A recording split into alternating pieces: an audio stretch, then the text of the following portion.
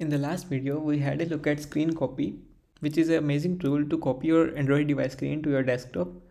But the major problem it has is it is just a terminal based app. You cannot use it with a graphical user interface, and it's very hard sometimes to copy your screen because it has a lot of commands and you have to understand each and everything that works underneath. So in today's video, I am going to talk about an alternative called GUI Screen Copy tool. It is built by Sravin Saju. Sorry if I pronounce the name wrong, but yeah, it's a very amazing tool to copy your Android device screen to a desktop with this graphical user interface.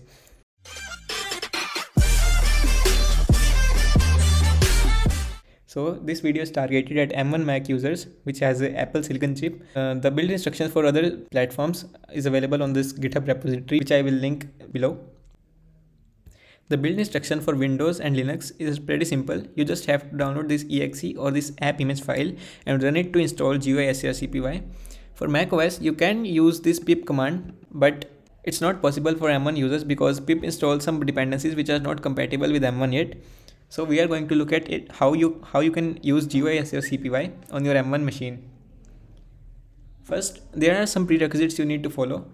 So we have to use a Rosetta terminal because, as I said, some dependencies aren't compatible with M1. So first we'll go into the applications folder and into the utilities.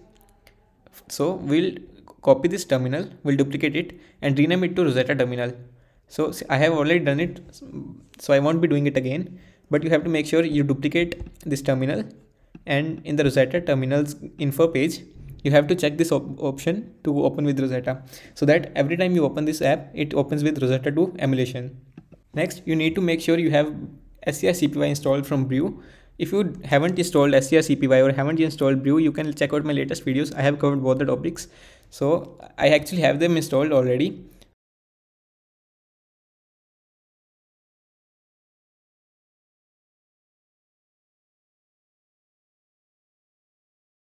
Also note that I don't have any other packages installed other than strcpy.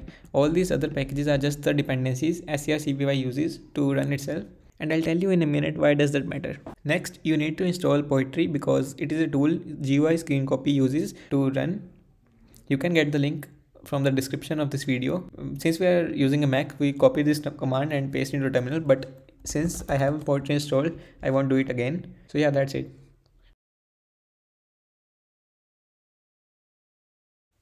Now we are ready to clone this repository to our local machine. First, copy this URL and open the Rosetta terminal this time, which we already made in the beginning of this video, and clone this repository.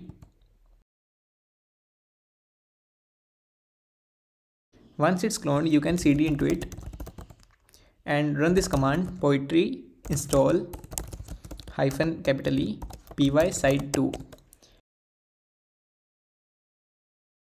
So once you run this command, you will get an error for the candidate Shiboken 2.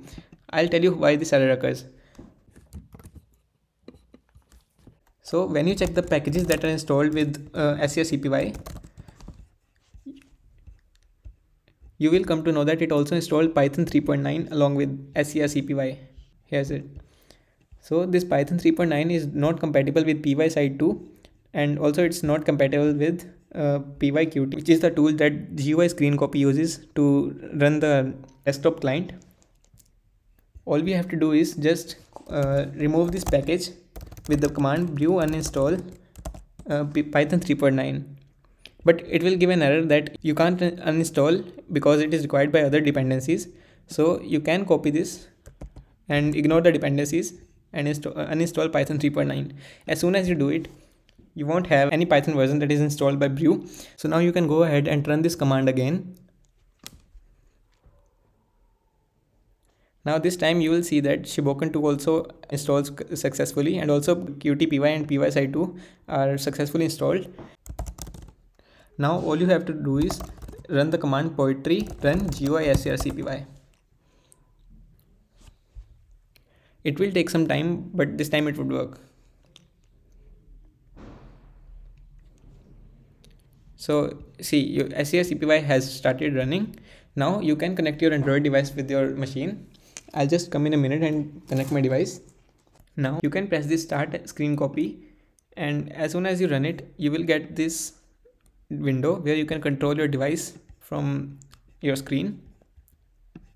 Yeah, it works. Also, you get this little bar using which you can control different settings of the screen.